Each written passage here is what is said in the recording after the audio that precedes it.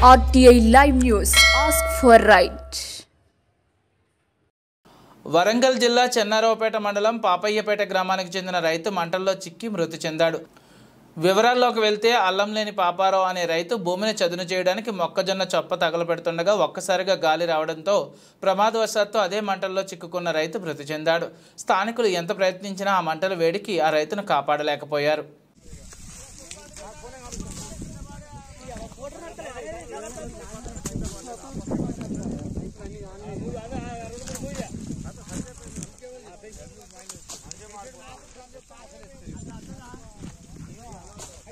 maximum కొడితే పోతాను